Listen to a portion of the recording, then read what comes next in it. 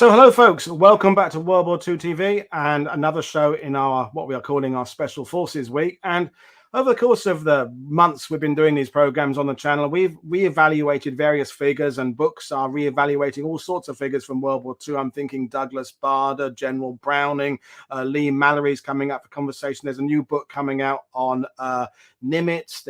It's time now, with 70 plus years of historiography, to go back and look at some of these figures and say, okay, what did we think we knew about that person? What do we know now? And one of the figures that hasn't been due for a reappraisal is David Stirling, the erstwhile leader, founder of the SAS, considered given all sorts of titles: father of special forces, granddad of airborne forces, whatever you want to call it. But we're going to talk about him tonight. So Gavin Mortimer, my guest, has done 20 plus books, a lot of them about SAS operations, behind the lines stuff, secret missions, that kind of thing. His forthcoming book is on Z-Force, so the Australian contingent. But he's with me today to talk about David Stirling. So good evening, Gavin. How are you doing? Good evening, Paul. Yeah, very well, thanks. Thanks for the invitation to speak to you tonight. It's all very appreciated. So David Stirling, why did you think today is the time, or this year is a time, to reappraise him? Well, this I suppose a culmination of 25 years of research into the wartime special forces, particularly the SAS. The first veteran I interviewed was Malcolm Pladle, who wrote the wonderful Born of a Desert. He was L Detachment's medical officer in 1942, and that really started me on the road. And I've interviewed about 100 wartime special forces veterans, the majority SAS, quite a few special boat squadron, quite a few LRDG. And over the years, I've matured as a man. I was only in my 20s when I started, and I'm particularly matured as a writer. And I just began to ask myself more questions about David Stirling and particularly the first 18 months of L Detachment. And things just didn't add up, really. And the more I investigated and the more I went into the archives and just pored over documents, the more I began to think, he wasn't quite the superhero we've been led to believe, mainly by himself, I have to say. He was a wonderful self-publicist. Well, that's the thing, isn't it? As we've talked about on this channel before, the people who kind of write their own histories, they then becomes the first version, and everybody else then feeds off what that first person said. So whether you're writing about whatever unit would be, you get the first history out there, you start saying about what you did and here's how we did it. That's everything else is judged against that first version. Now, as we will find out tonight, there's other figures. There's his brother, there's Paddy Mayne, but all of these individuals going through various issues and things during the war and after the war. But Stirling kind of became the one to get his memoirs out there and tell the story how he wanted to. So what we're going to do, folks, today is we're going to do questions at the end, because I feel some of you will have some questions for Gavin about his research and about Stirling. And obviously the book has a kind of the Phoney Major, the tagline there's a nice provocative title to kind of get people interested. And as soon as I tweeted about this a few weeks ago, people were keyboard warriors jumped out, but I'll hand over to you for the presentation, and I will skip back and forth through the slides as we've got a few images. But I think we started in the 1950s, don't we, Gavin? That's right, we do. The book came out. The Phoney Major, obviously a play on the Phantom Major. That was a book published in May 1958, written with it was really Stirling's biography of the war years, ghosted by Virginia Cowles, an American who written a biography of Churchill a couple of years earlier, a socialite.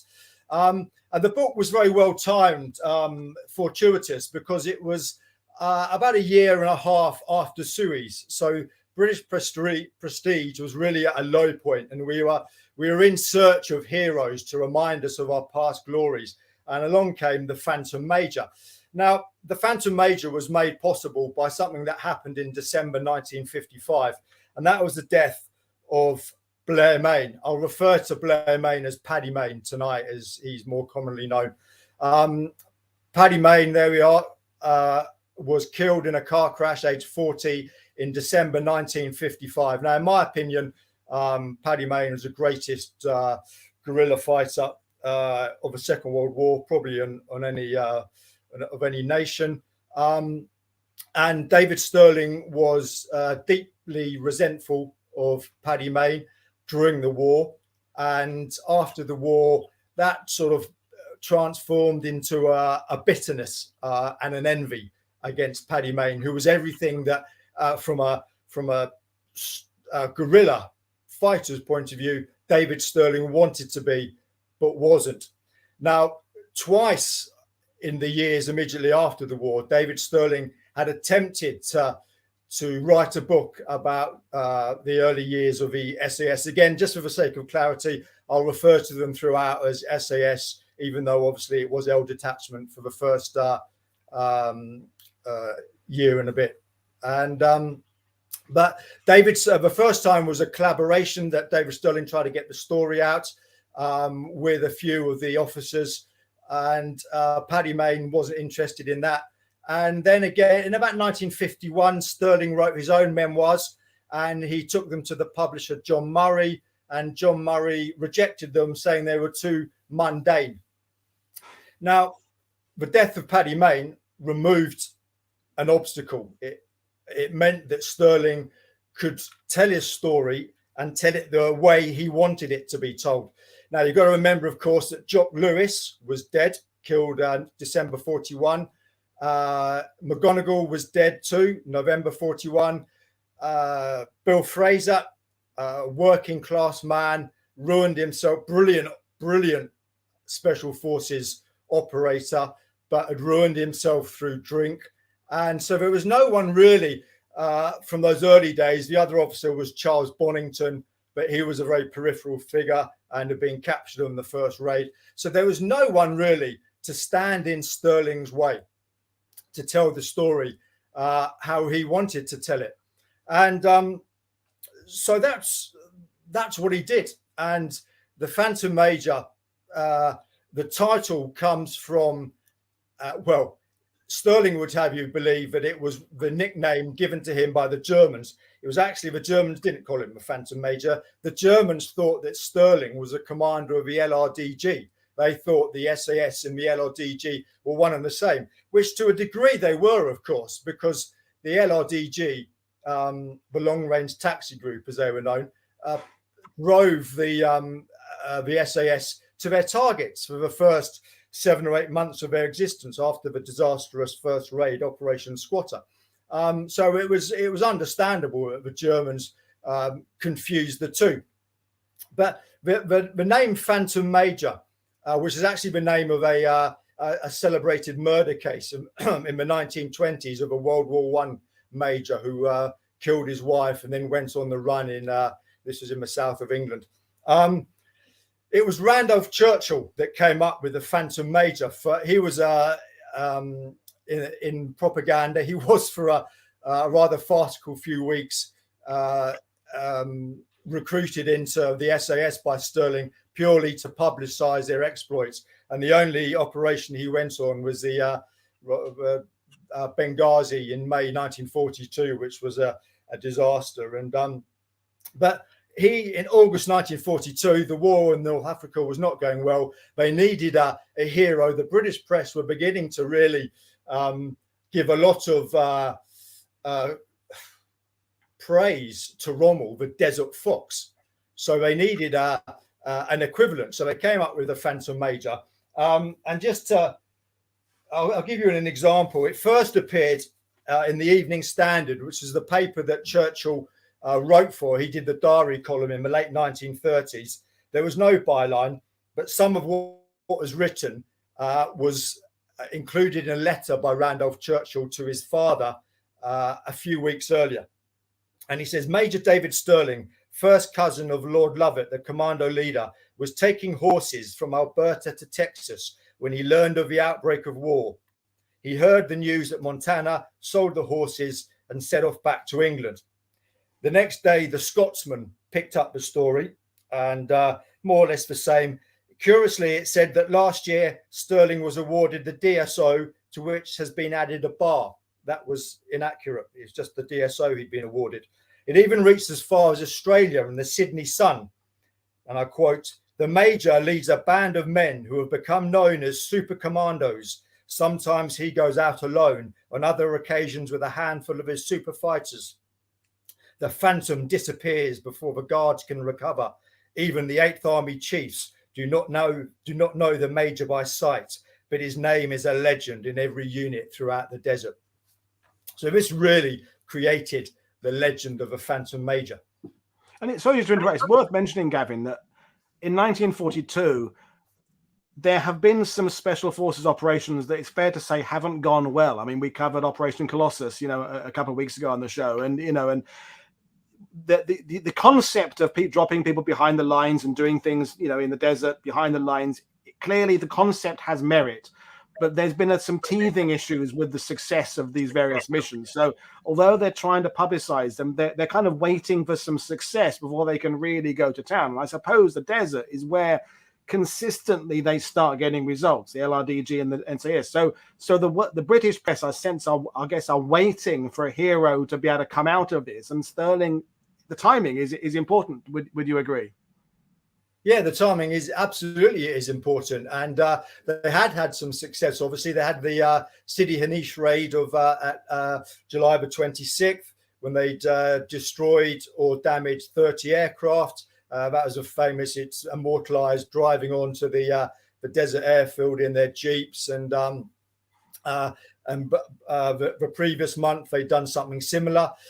So there had been success, but of course, if you go back to the beginning, to the first raid, November the 16th, 1941, that was an unmitigated disaster, and that was the only time that Stirling, obviously, Stirling will come on later into how the SAS actually came into being, was authorized by GHQ, but it was sold to GHQ, to Auchinleck, as a parachute unit, as a special forces, airborne special forces unit. The first raid was a disaster. Of the 55 men who went on it, only 21 came back.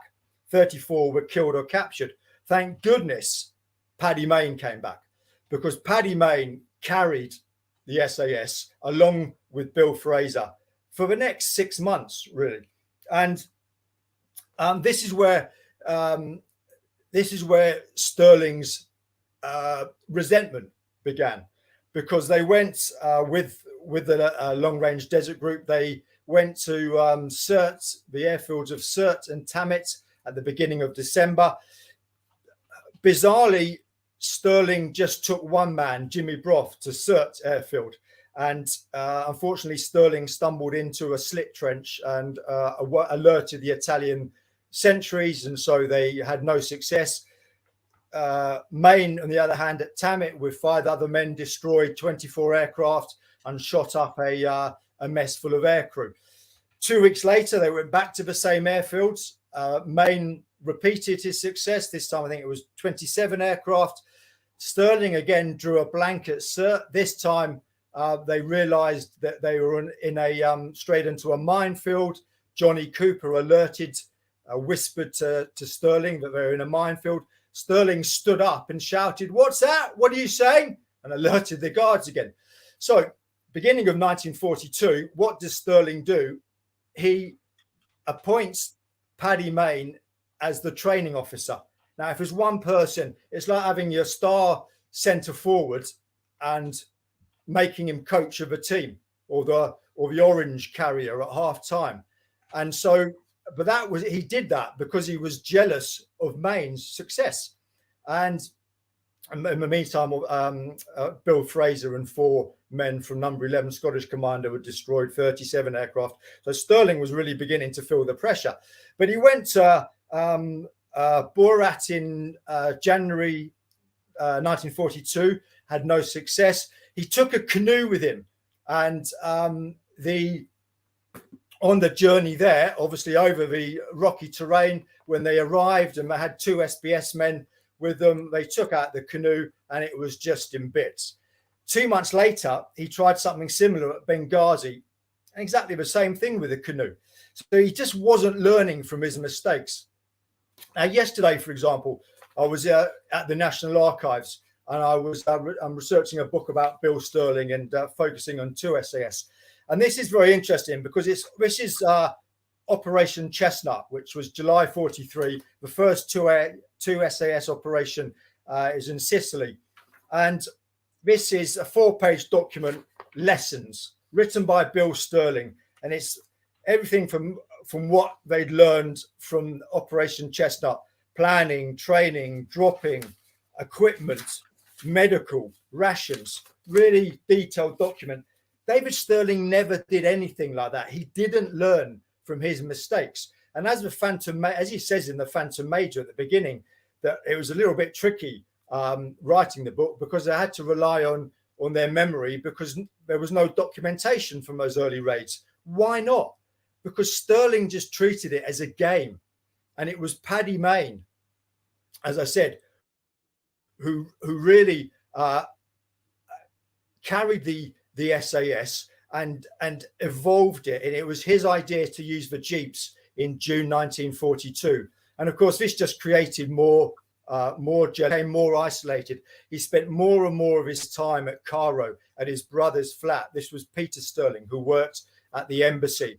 It was Paddy Mayne who was really the psychological leader of the SAS at Cabrit. He was there with his men. They, playing rugby together, playing basketball. They were drinking in the sergeant's mess. That's who the men saw as, if I can use a rather crude modern jargon, as Mr. SAS. It wasn't Stirling. What did Stirling do? He surrounded himself with an upper class clique.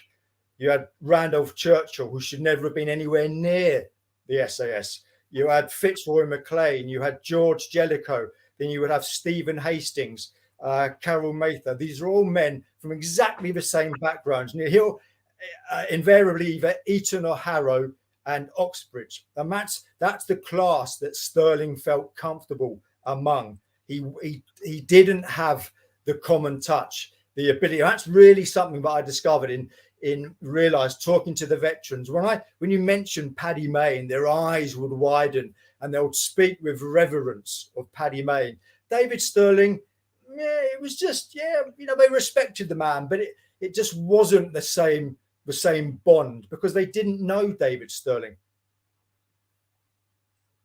And Gavin, do you think that, when we've had other shows with, Damien Lewis and Neil Cher and other guys there, we've talked about the early special forces, small scale raiding force, SAS, LRDG, parachute regiment. There is a bit of an old boys network. There is a bit of a sort of school thing of it's not what you know, it's who you know. And because it's not like in the early days, even SOE, they're putting kind of notices saying wanted in the newspapers, special agents for behind the stuff. It's all about, being approached, via your rugby club or your school there. So is it now an important time to understand this kind of class aspect of it? Because I'm a working class lad from Essex and you don't sound particularly posh to me. Is it a good time to acknowledge this kind of class issue?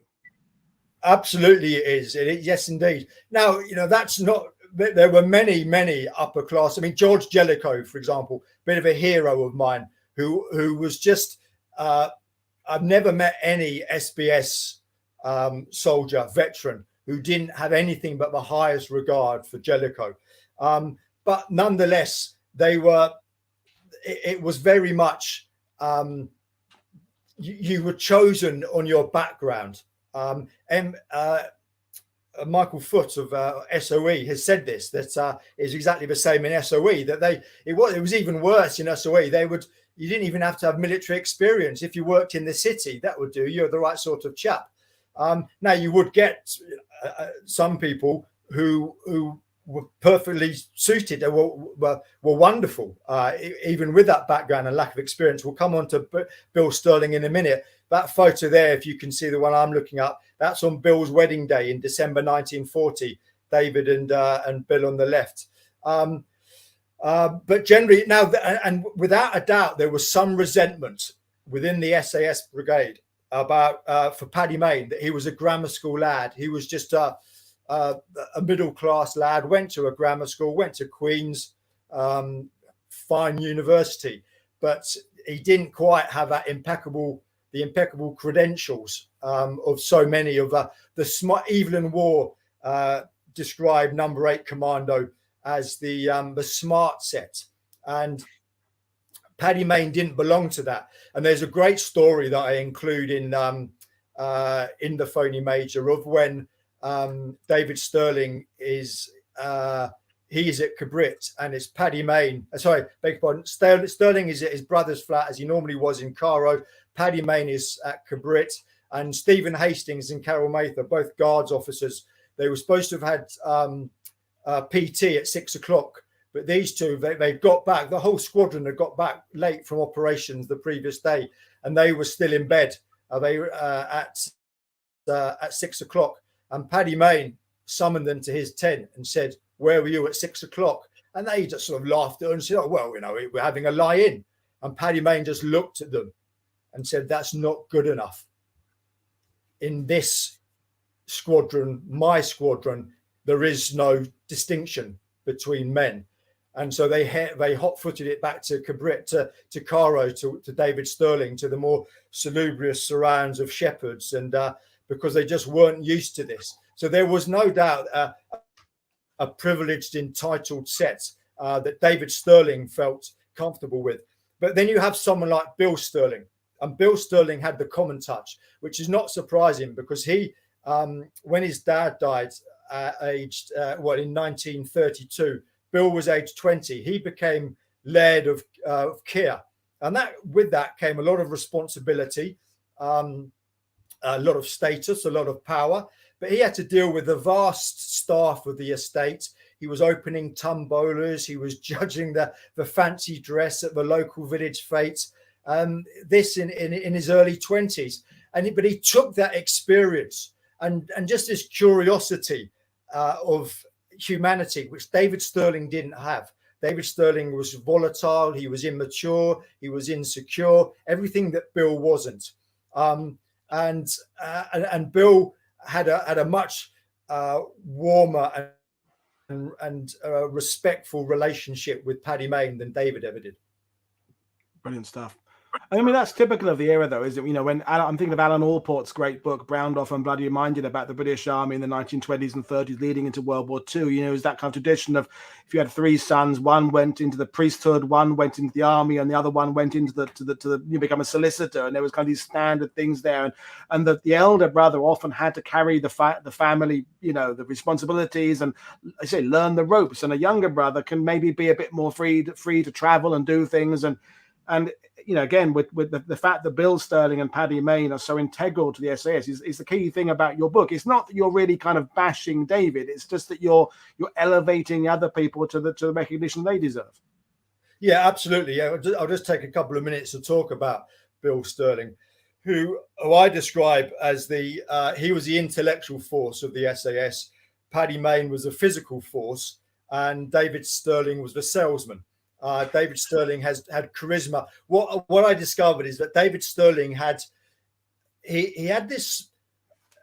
People fell out. The word that you hear time and again from very distinguished people, David Lloyd Owen of the LRDG, Jellicoe, Fitzroy MacLean, that they fell under his spell. That he just had this magnetism about him. Now, something about it was partly his height. He was 6'4.5". He later claimed he was 6'6". That was because Bill Stirling was 6'5", and he wanted to try and get one over his brother. But I know he was 6'4.5" because when he went to the States in 1939, and he filled in the Ellis Island, he filled in the immigration form. He put his height 6'4.5". Just a word about that, by the way. One of the things he did later in he really created an alter ego. From the Phantom Major onwards, he gradually stole Paddy Mayne's character and became the fearless, buccaneering, maverick innovator. And Paddy Mayne was this rather dark, depressive, misogynistic, brooding man. That was David Stirling. Paddy Mayne wasn't misogynistic. Rarely for the officer class. He went to a mixed sex school. He was very comfortable in the company of women. Yes, he was shy when he was sexually attracted to a woman, but a lot of this nonsense that's been written about Paddy Mayne really from the 1980s onwards, that he was a psycho, a misfit, and this rather sinister man. It's just not true. When he was 19 years old, he was selected captain of the Ards rugby team. Anyone from Northern Ireland listening will know that Ards is a fine rugby team. To be selected captain at 19, so he was skippering men 10 years, 15 years his senior. He was elected captain of a cricket team, aged 20, of the Ards cricket team. He was voted on by his peers to the student council at Queen's, one of 8, I think, out of 35 applied. This is not a man who was socially inept. He went on the British and Irish Lions rugby tour of 1938. Of course, he played many times for Ireland. He would have played a lot more. He would have been one of the greats of Irish rugby had it not been for the war. But there's been a lot of, I say in the book, but really the Phantom Major was the start of a gradual character assassination of Paddy Mayne. But just going to Bill now. Bill was he is mentioned 4 times in the Phantom Major, and yet Bill was in 1940. It was his idea to set up the Special Training Centre at Loch Islet in northwest of Scotland. That was his idea. He was the chief instructor. David Stirling wasn't an instructor. He was one of the first pupils, or one of the first of 25 when it opened in June 1940. He may have done a bit of instructing later, because Bill really took David under his wing. At the time, he was frittering away his time and his money at the Guards in London. He was the Giant Sloth was his nickname.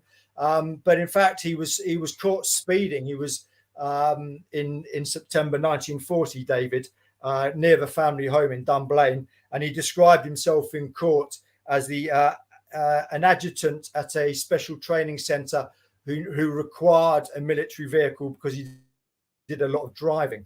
David eventually got Bill eventually got David into number 8 Commando, and then in January 1941 they shipped out to the Middle East as part of Lay Force. Bill was also on that convoy of 3 ships. He was there as part of a YAC mission, which was an SOE mission.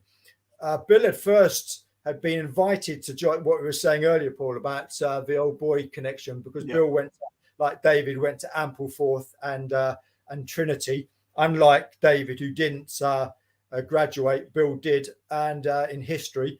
And he was invited to join SOE in beginning of 1940. April 1940, he went on a mission with 5 others to Norway to work with the Norwegian partisans. Unfortunately, their submarine, the Truant, hit a surface mine on the way there. They came back to Rosyth, and it was while waiting for a replacement sub, which never came because of the Germans really wrapped up the Norwegian campaign, that Bill had assessed the situation and thought, we are woefully underprepared for irregular warfare. So he set up this special training centre, which was really an irregular warfare, a guerrilla school.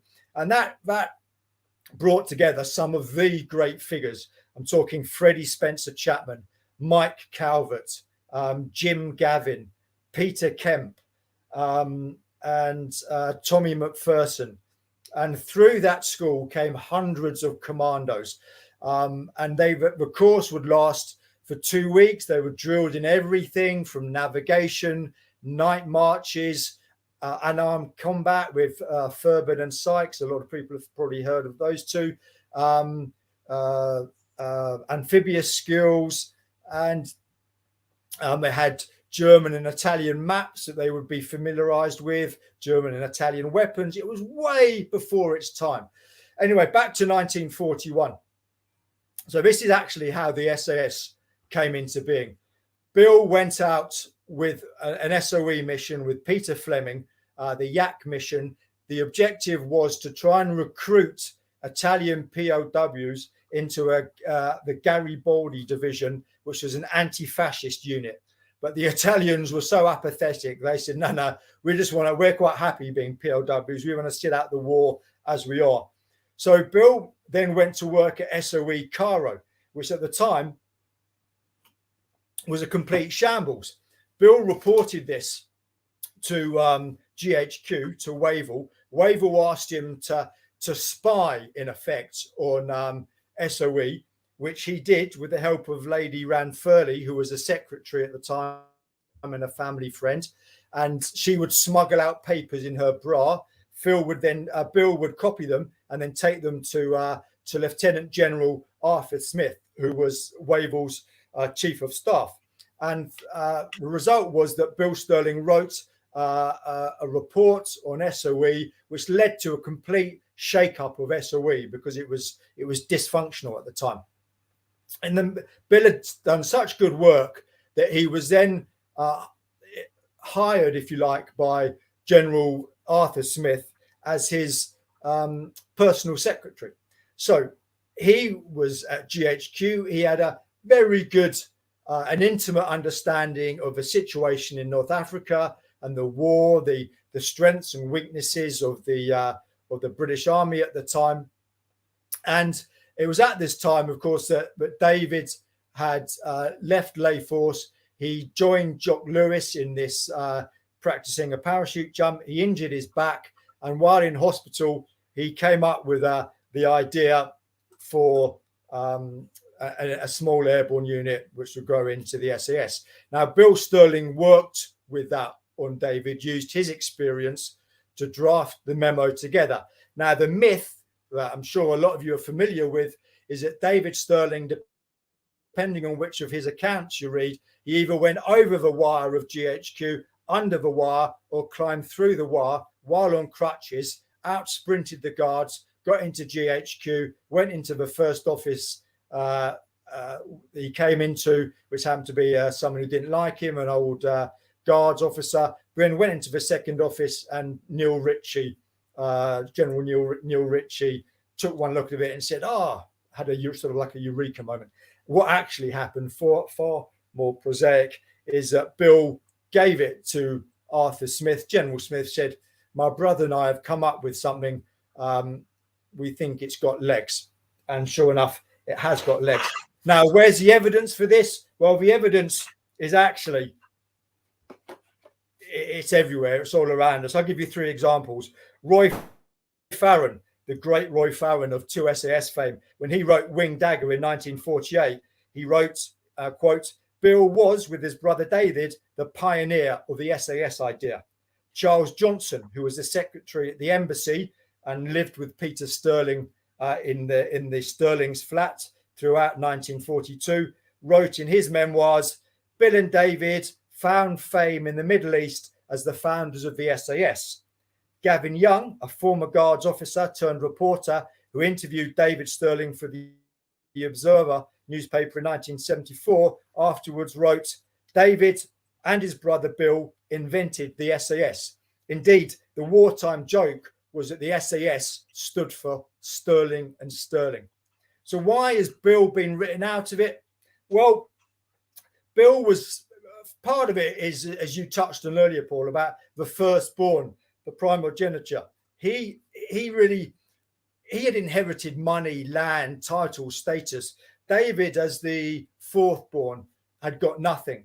And before the war, he'd been a bit of a lost soul. After the war, he was, for 3 or 4 years, did nothing. He was spending a lot of time drinking with Evelyn Waugh in London nightclubs. Then eventually Bill sent him out to Rhodesia on business, and he came to form the Capricorn Society, which a lot of you are probably familiar with. That wasn't really a success. And as I said earlier, it also timed in nicely with the death of Paddy Mayne in 1955. By that time, it was clear that the Capricorn Society was a failure. So Bill was quite happy to step back and to let David have the fame. Bill had a wife, he had a young family. He was a content man. He was a very secure man. David wasn't. He was insecure. He never really found a purpose in life. And so Bill, very generous man, said to David, well, that's fine. You can be the be the man who founded the SAS. Yeah, and this, this brings us back to this idea again of the of we're not trying to knock David Stirling, but you said yourself there he only mentioned Bill 4 times in his own book. And you talked about the training school, because I think you said we had our pre-show chat about then later on people remembering being trained by Stirling and then including in their memoirs that it must have been David because the Phoney Major came out, when in fact it was Bill. And at that point, I guess David's not doing anything to kind of stop those kind of things being spread around. No, absolutely not. And I mean, David was, yeah, absolutely. David was a very courageous man. He was certainly not a born guerrilla fighter. And yet, whereas obviously Paddy Mayne was, and a lot of men, Johnny Cooper, Reg Seekings, David Stirling really had to force himself. And there's the story of when Duffy and Warburton, when when they were training in October 42 at Cabrit, and their parachutes didn't open, and the next day they went up again, and it was David Stirling who was first out. Brilliant leadership, but nonetheless, he did quite consciously diminish, harder to diminish Paddy Mayne, because everyone knew, for goodness sake, he'd been awarded 4 DSOs. But Bill, for example, in the Phantom Major, he says that David Stirling, he says he was caught in Tunisia in January 1943 because he was driving up through Tunisia to link up with the First Army to, quote, consult my brother who had recently arrived on the First Army front with the 2nd SAS Regiment. Now, that's not true. And bearing in mind that he would have written or collaborated with the Phantom Major only 10 years after the war, he would have known that at this point, 2 SAS was only raised in, I think it was the 16th of May, 1943, and that in January 43, Bill was still in the UK. He had been in charge after the death of Gus Marsh-Phillips. He took over command of small scale raiding force that became number 62 Commando, which in turn became the 2nd SAS. So it's just this sort of attempt to diminish Bill, and we see this in a way most unforgivably in 1984 when the newly refurbished SAS HQ at base at Hereford was opened, and David gave the address, and in it he mentioned that there were 5 co-founders of the SAS, and he named them: Paddy Mayne, Brian Franks, Jock Lewis, Georges Berger, the Frenchman, and John Woodhouse. Now, John Woodhouse wasn't even in the SS in the Second World War, so I don't know why he's there. Georges Berger joined with his detachment of Frenchmen in January 42 and was captured in June 42. And I've unearthed some memos from March 42 in which everyone sort of agrees that the French SAS, as willing as they are, it doesn't seem to be a role for them. So he was a minimal player too. Why didn't he? Brian Franks took over command of 2 SAS June the 3rd, 1944 from Bill Stirling. So he was in for just a year. So you've got Paddy Mayne, of course, and Jock Lewis. He should have mentioned Bill Fraser, but David Stirling never resented Bill Fraser in a way, because he was a working class lad. He ruined himself through drink, and he was a homosexual. Why didn't he mention Bill Stirling?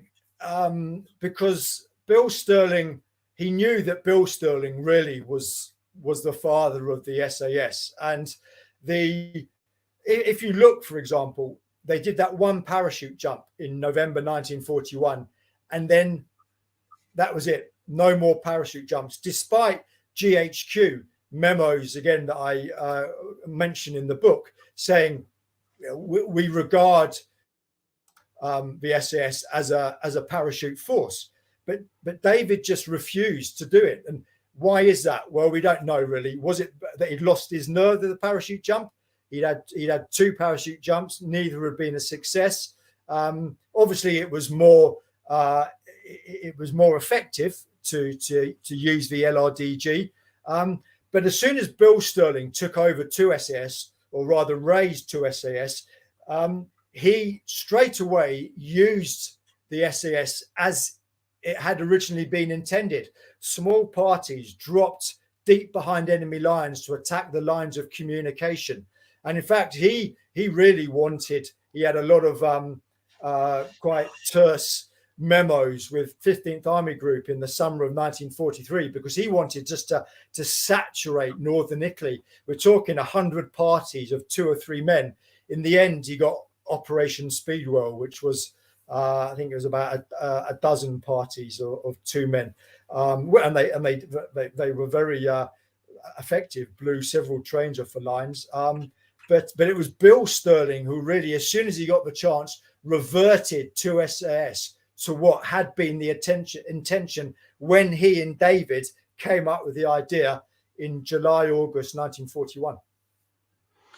But clearly, he has his skills. He, you know, you said earlier about the salesman. I'm reminded of the fact we did a show about the first Special Service Force and how Colonel, later General Frederick, may not have been kind of the aggressive kind of Paddy Mayne kind of guy, but he brought that ability to know how to work the high command. He got all the equipment the force needed from the American government. So you know, the fact that David is, well, we'll get to the images of him immortalized in the, you know, statues and what have you. I mean, what are his good qualities?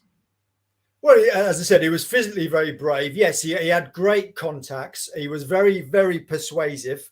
And there's a great line from Peter Stirling, which is in the Alan Hoe biography, where he says, Peter Stirling being the middle brother between David and Bill, who said that David could sell you anything. He just needed to be controlled. And in a way, that sums him up, that he needed to be controlled. He could sell you anything. He got doors opened. I mean, it's fascinating, for example, that if you there's examples of Roger Courtney, who founded, really, the man credited with founding the SBS, who's complaining to Bob Laycock how hard it is to get any not only any sort of equipment from GHQ, but just any response. Same even for someone like Geoffrey Keyes, VC, who was killed on the Rommel raid in November 41. He too complains to his father, who was head of, you know, the combined chief of combined ops. So David Stirling was a man who could who through sheer force of personality could enabled the SAS to keep going after the first setbacks, and to attract people to it. And he was very clever, of course, to get Randolph Churchill on board, because he knew that Randolph Churchill was a braggart. He would write to his father and say and speak in gushing terms of the SAS. I mean, once you got Winston on board, well, you're laughing. And so he was very clever in that respect. Ultimately, however, he did begin to lose control when it became a regiment. When what was L Detachment in September 42 became a regiment, and with that came responsibility. And I come back again to being controlled, and the fact that Bill, incidentally, I forgot to say that Bill Stirling had been summoned back to England by the War Office November the 3rd, 1941, so less than a fortnight before the inaugural raid, because the War Office discovered that he was working in his private capacity for GHQ and were furious. And it was only, you know, the British Army, it's a bit like Ralph Bagnold, who was one of the great desert explorers of North Africa in the 20s and 30s. And where does some bright spark at the War Office send him in 1939? To East Africa. And it was only because his ship was torpedoed that he ended up, fortunately, in Egypt. And it's the same bit like similar with Bill Stirling, that he's brought back to the War Office to London, and he twiddles his thumb and for 10 months until someone realised, oh, we've got this guerrilla genius who's back up opening village fetes in Scotland, and he was appointed chief of the head of the small scale raiding force. But David Stirling, he was an ideas man. A lot of them, he'd throw a lot of the mud, and not some of it would stick, some wouldn't. But in a way, that was his forte, ideas, and it worked best when Paddy Mayne was going out and putting into practice some of Stirling's ideas. But when it actually came to being a commanding officer of a regiment, he began to he was physically and emotionally worn down by November 1942. He spent quite a couple of weeks in hospital. He had terrible conjunctivitis, very bad desert sores. Malcolm Pladle, the medical officer, when he was up in behind the lines in Libya with Paddy Mayne's A squadron, when the two squadrons, Stirling's B squadron, when they rendezvoused at the beginning of December 42, Pladle remarked that he was worried at the state of David Stirling. Now, I believe, I say in the book, that I think that was contributed to his capture, that he wasn't thinking straight, he was worn out, it was over ambitious to drive through the Gobi's Gap up north through Tunisia, and unforgivable not to post any guards. But he just reached the end of his tether. And a fascinating letter that I found written from Bill to his mother, in which he says, to be honest, I think the best place for David is a POW camp. Wow. Because he realized that his brother was probably out of his depth and was just worn out. And the other thing that I mentioned in the book, Paul, just to end on this talking about Bill and David, is that there's been a lot written about what happened to the SAS following David's capture on January the 24th, 1943. Who was it who sort of rose from the ashes? You had Paddy Mayne led the small scale special raiding squadron, which was one SAS, and he had George Jellicoe as the SBS. In fact, it was Bill Stirling who was sent to Cabrit to clear up the mess and to report back to Bob Laycock on who he thought should take charge and what should happen. And it was his recommendation that in effect, you needed a chief executive, which is Lieutenant Colonel Henry Cater, who was not a fighting soldier, World War I veteran, but he was very much doing the admin and doing the job that Stirling should have been doing. Stirling should not have been going on ops and leaving Jellicoe and particularly Paddy Mayne just to concentrate on training the men and preparing them for the next phase of the war, which is obviously into Sicily and into Italy.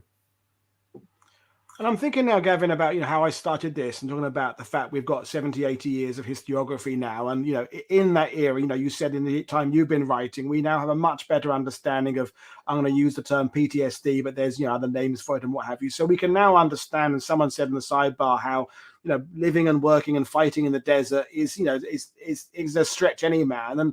And being a special forces warrior is not suited to everybody, and you can kind of see now with hindsight where the ingredients of his reinvention of himself, David Stirling, I mean, by this case, after the war happened, is that he wanted to be Paddy Mayne, he wanted to be his brother, and he did well, but he didn't quite have their qualities, so he just reinvented himself. And now with this benefit of historiography, we can kind of understand that process. Yeah, we can, absolutely. And I have a lot of admiration for David Stirling, for, as I said, for his physical courage and for having the charisma and the force of personality to come up with this idea. But he was unable to put it into practice. So I feel sorry for him in that respect. And then you had someone like Paddy Mayne, who was just this extraordinary. I sort of think of him a bit as like a great white shark. He was just built for killing. He was a brilliant rugby player, brilliant boxer, extraordinary speed of thought, hand-eye coordination. People, veterans who I spoke to, said that he seemed to anticipate what the enemy was going to do before they even knew it. He was just half a yard quicker than everyone else.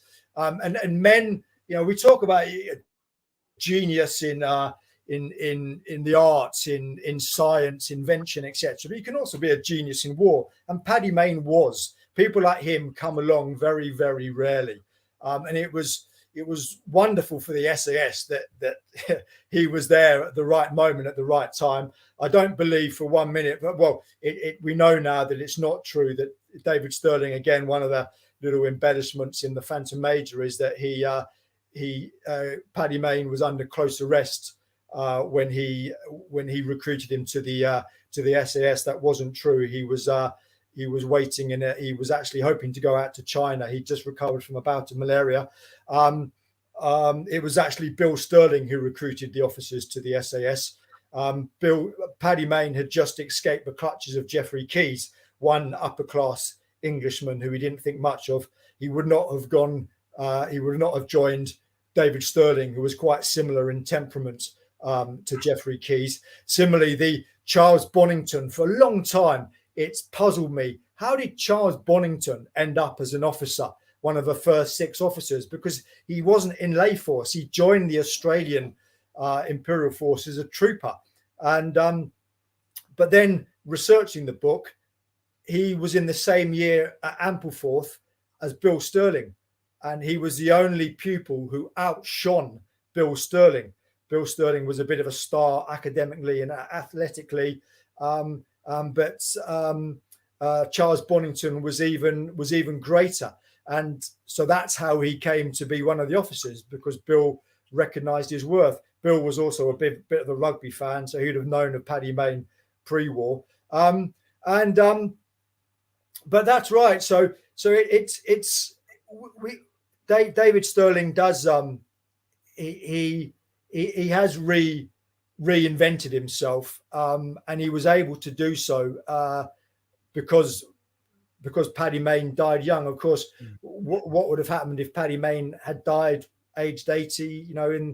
In the 1990s, it'd have been very interesting, because don't forget, after the war, David Stirling had nothing to do with the SAS for 10 years or so.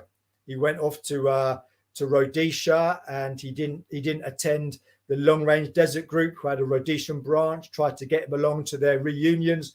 He wasn't interested. The war was behind him, and it was only with the death of Paddy Mayne and the beginning of a failure of the Capricorn Society that he saw an opportunity. And I read a quote on Twitter not that long ago about Paddy Mayne that said, if Paddy Mayne hadn't actually existed, Ernest Hemingway would have invented him. And I think that's a really good kind of description. He is that old man of the sea, kind of bigger than life character that sound like a fictional hero but actually existed. Absolutely, he did. Yeah, and a very intelligent, sensitive man. I recommend, as I said at the beginning, to get hold of Malcolm Pladle's book, Born of a Desert, which is just, well, in my opinion, it's the greatest memoir of the Second World War, beautifully written, and some wonderful descriptions of particularly Paddy Mayne, but of a lot of men. But he gets Paddy to a T. And when I saw Malcolm in 1998, he was an old man. He wasn't in the best of health, but he invited me to his house in Oxfordshire, and he signed my copy of Born of a Desert, which was a real thrill. And we talked for a few minutes, and when I mentioned Paddy Mayne, and his eyes lit up, and he said, Paddy. Same goes for Mike Sadler. I last saw Mike Sadler in a Long Range Desert Group lunch in 2017, and he said, so it's wonderful stories of Paddy, and he said, I said, how would you describe him? Because there's been so much nonsense written about Paddy Mayne, and he said, probably controlled recklessness. And I love that description, controlled recklessness, because, you read some accounts and he was this gung-ho, sort of fearless, gung-ho man who just sort of waded in, didn't without any thought for his own safety. far less his men's. Absolutely untrue. I quote Mike Calvert, who was a brigadier of the SAS in the last few months of the war, who was saying that, you know, memories of Paddy Mayne when they were going into Germany, which was pretty bitter fighting there with the werewolves, the sort of like a German paramilitary unit, saying that Paddy was so careful before anything. Whenever I asked anything of his force, he would go through it methodically, weighing up the risks. He would never ever commit his men to anything where he hadn't first weighed up the risks. You can't really say the same of David Stirling. He should not. Again, a great what if is if that first operation, when GHQ advised him with the storm forecast not to proceed, and he decided to go ahead with the operation. If Bill Stirling had been sent back to the UK, as I said, a fortnight earlier, and in a letter to his mother written just a couple of days before the inaugural operation, David Stirling said two things very interesting. He said, "I miss Bill. I wish Bill was here." And he also said, I haven't been this homesick since Ampleforth, which is fascinating that here he confided to his mother that he was homesick. I got a feeling that Paddy Mayne didn't really suffer from homesickness during the Second World War. But what if Bill Stirling had been around? I'm sure that David would have sought his counsel, and he would have said to him, "Don't go ahead with it." He did go ahead with it, and the only reason that the SAS lived to fight another day was that Paddy Mayne came back from that operation.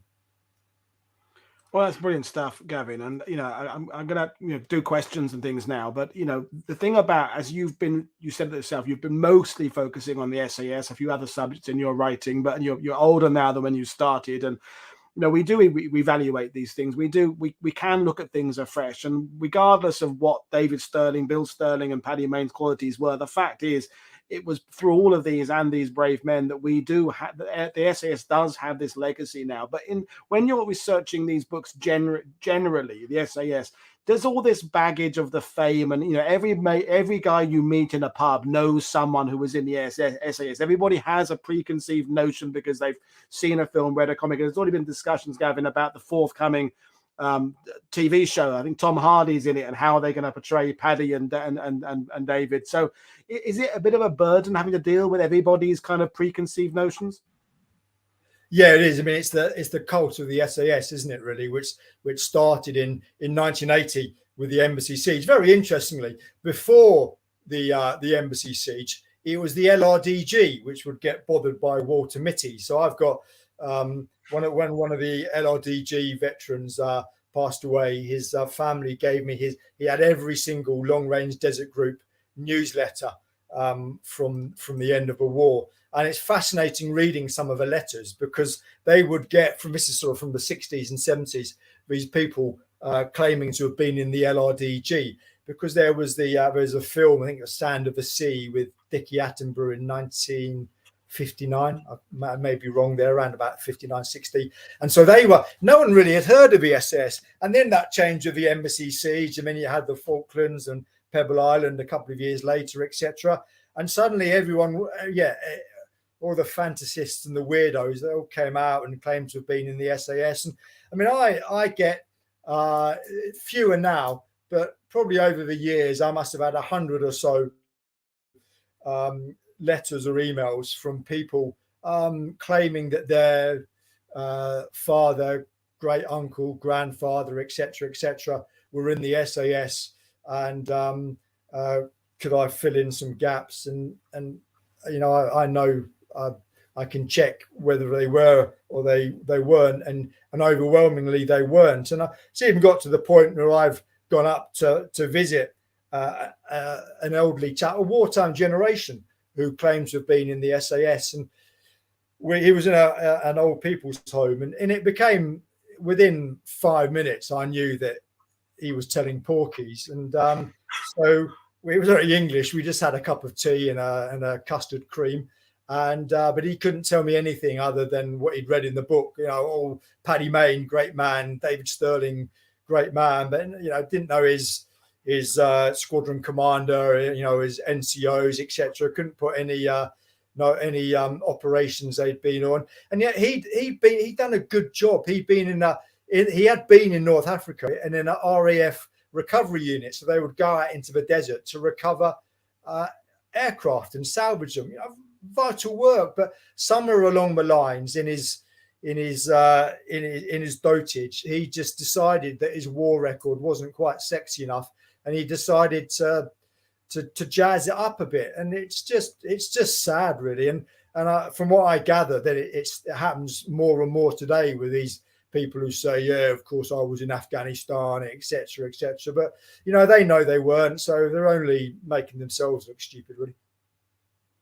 Well, we'll do questions now, Gavin. This has been brilliant. And interestingly, I'm a member of an SAS Facebook group, and probably once a week, this photo that's on screen comes up on the page, and there's someone who says, "That's my grandfather," and they point to one of the figures at the back there. And I think the administrator of the page says there's like been 60 or 70 people in the last year alone who've identified a relative in that photo. That's great Uncle Fred. That's great grandfather.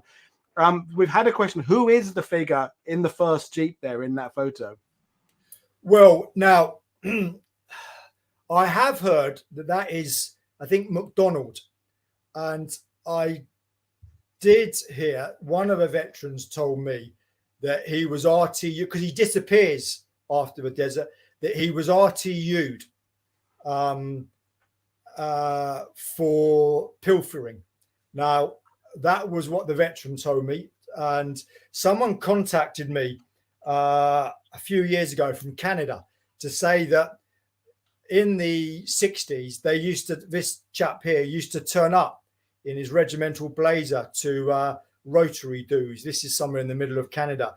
And he was a bit of a Terry Thomas. So he was a real, almost like a theatrical Englishman. And it was just a bit too hammed up. So, but that's my understanding. That's McDonald, and he was RTU. Now, if happy to be corrected if someone knows better, but yeah, it is the cliched photo. Of course, they never wore the headdress. That was purely for PR things. It's like the LRDG said, no, we just wore, most of the time we wore the cap comforter. We didn't wear, they were just too much hassle to wear.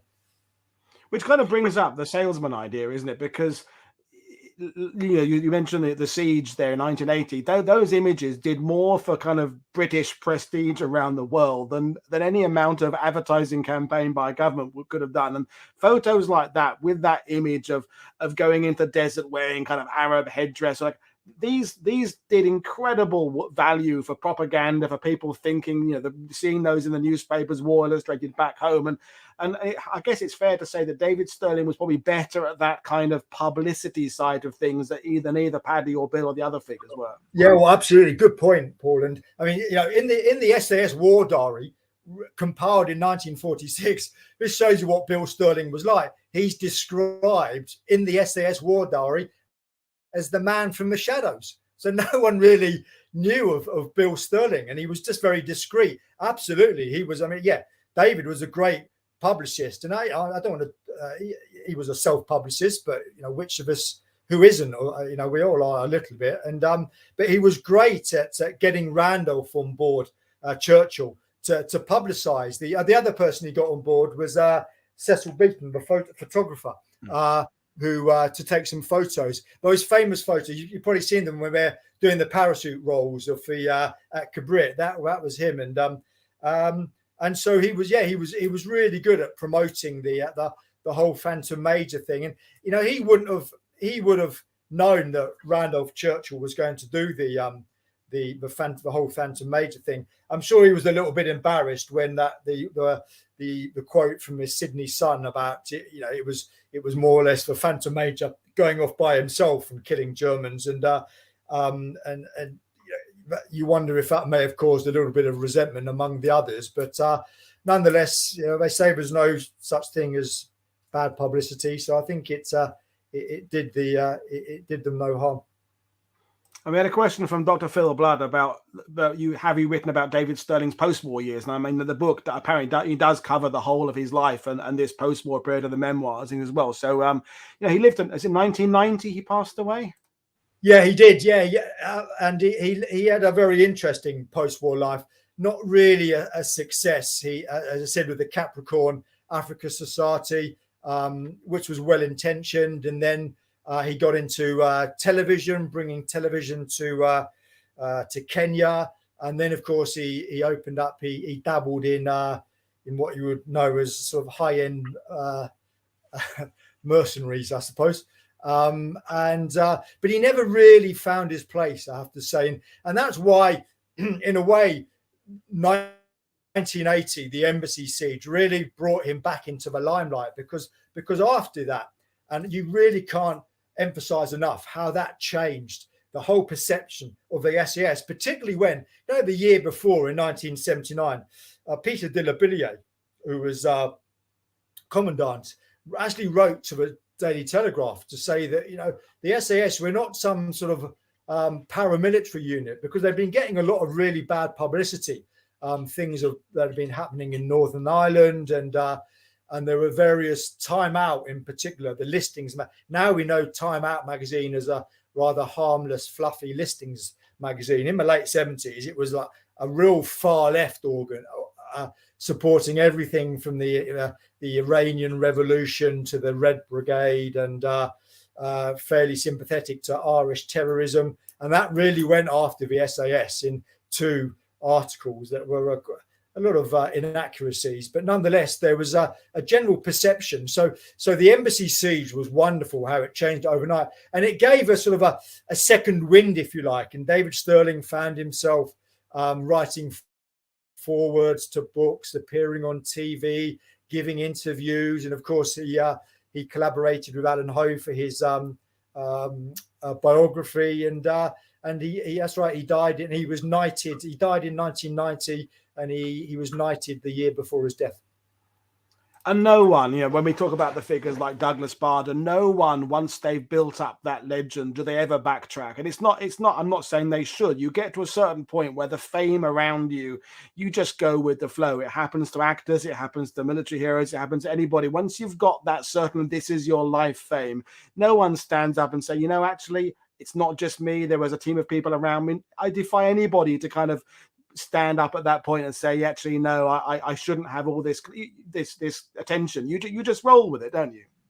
You do. And I think what happened too in later life, a lot of the men who'd served with him, particularly the officers, Jellicoe, Fitzroy MacLean, Carol Mather, Stephen Hastings, they enjoyed some of the reflected glory, if I can put it like that they could tell their children, their grandchildren. They also, some of them had a very illustrious diplomatic or political careers. Oh, of course, I was in the SAS with David Stirling, so they would sort of, some of the stardust would land on them too, and that's natural. We in later in life to look back on your youth with quite understandable pride, and it's something that David Stirling was able to do, and it's just a shame that there was this whispering campaign that began in the 1980s with these rumours about Paddy Mayne and both his character and his what he was like, which began and were founded on untruths. Well, that's a fascinating point about historiography again, because those great biographies that autobiographies came out in the 50s and 60s, and the likes of Stirling and all those agents, the Popoff and Garbo and all those people there, because they were kind of cashing in a bit on the Ian Fleming fame of people writing about spies and behind the lines things. And then just in the 80s, post-Vietnam, I guess, people start being a bit cynical about military heroes and things. And then you start pulling some of these heroes apart. And it seems it's unfair that Paddy Mayne ended up being the victim of the era he got written about was in the era when we're trying to tear heroes down. But maybe now it's time for a balanced approach again. But we had a question from Jeff earlier about how did the SAS recruit, and I guess we're talking about the early kind of 41, 42 era rather than sort of the 44 into France kind of era. But because you said Bill was involved in that, so where were the men for the SAS found from? Well, the first 66 you had in when it got the go ahead in August 41, 6 officers and 60 men. They were from the from lay force, so just a potted history of lay force. That was number 7, 8 and 11 Commando, Scottish Commando, who went to shipped out to the Middle East in end of January 41. Lay force named after Bob Laycock, their CO. Bit of a disaster, really. Didn't do much apart from Scottish Commando fought at the French at the Latani River, and then when they got the go ahead, they'd just been the SAS lay force just been disbanded. The men were sitting around expecting to be returned to their parent units, and David Stirling went first to the Scots Guards and got quite a few from the Guards. Thinking of Johnny Cooper, number 8 Commando. You had the likes of Pat Riley, Bob Bennett, some of the great names, Bob Lilly. Then you also got quite a few, about 20 from Scottish Commando, who I suspect were Bill Stirling's influence, knowing that they'd been bloodied at Latani River, which was quite a brief but quite a bloody fight. So you had, and there you got Bill Fraser and Paddy Mayne, obviously McGonigal. You got the likes of Jeff de Vivier and Bob Tate. You then got 1 or 2 from number 7 Commando, the Great Red Sea Kings. And later on, when they began to expand in 42, quite a few came from Middle East Commando, who were I remember speaking to Bob Lawson, who I got to know quite well, who was joined in 42, and he was in Middle East Commando, and he said that it was just he remembers Stirling coming round, and he said it was really if your face fitted, and he would just sort of say you no yeah you like that, and so really very very little compared to today the psychological aspect and the temperament. There's none of that, and as regards officers, as I've said, it was very much Stirling's people that Stirling knew socially, and he would invite to join. And significantly, when Paddy Mayne took over the Special Raiding Squadron at the beginning of when that became in March 43, he rinsed the SAS of quite a few of those upper class officers, and so you find that it was much more, I suppose, more middle class officers like himself. So I'm thinking of Peter Davis, Harry Pote, Tony Marsh, Derek Harrison, who proved to be fantastic officers. So Paddy Mayne was a pretty shrewd judge of character when it came to recruitment for the SAS. Stirling less so. Well, brilliant answer. And I guess there's kind of 2 broad eras to divide the SA into. There's the kind of the desert era when it was kind of then there's that kind of into France 44 when it has become more of a regiment within the British Army as opposed to a sort of an outside the British Army. I mean, it was always part of the British Army, of course, but it becomes more organized, which brings us to the question from Richard there. And I guess we're talking about the desert side of things rather than later on. Were SAS units independent, or were they assigned to divisions or corps for their work? And indeed, how did they did they suggest missions to high command, or did the high command come to them with mission ideas?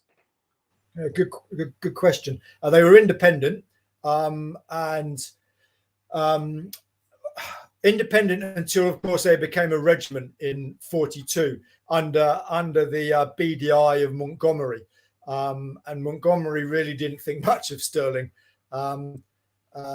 He found him rather rude, and it was fortunately he had John Hackett, who was an intermediary between the two, but certainly in the for the first 10 months of her existence, it was really Stirling's idea to he would come up with these ideas, raiding Benghazi, for example, which they tried 3 times in March 42, May 42, and again in September 42. None with success. September 42 was part of the operation. You had simultaneous attacks at Tobruk and Jalo and LRDG and Sudan Defence Force.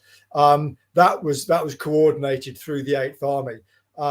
But in the L detachment days, it was Stirling and Stirling and GHQ didn't really see eye to eye. There's some great memos that I reproduce in the book from exasperated GHQ officers. Now, of course, you could say David Stirling described them famously in a great line as fossilized shits and Freemasons of mediocrity, which is both great. He had a turn of phrase. To an extent, he was right. But of course, you can see it from his point of view, or so from GHQ's point of view, is that you've got this man operating independently, and what's he doing? And this logistically, there's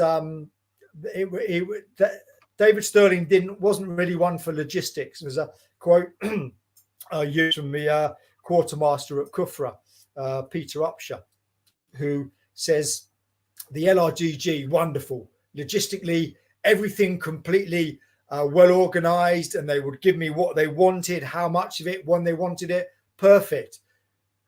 David Stirling, less so. He would just say to me, come to say, I want this and I want that now. And I had to say, it doesn't work like that. And so he was fairly impatient, David Stirling. But of course, he was born into sort of the aristocracy. He was used to getting what he wanted, and so he was, and that's in a way is why they GHQ expanded. They did the SAS regimental status in September 42. It was also a subtle way of reining Stirling in, and of course he didn't like that. He didn't. He was actually under instructions not to go on operations. He was fairly disobedient, I think is probably one way of putting it, which had its advantages and had its disadvantages too.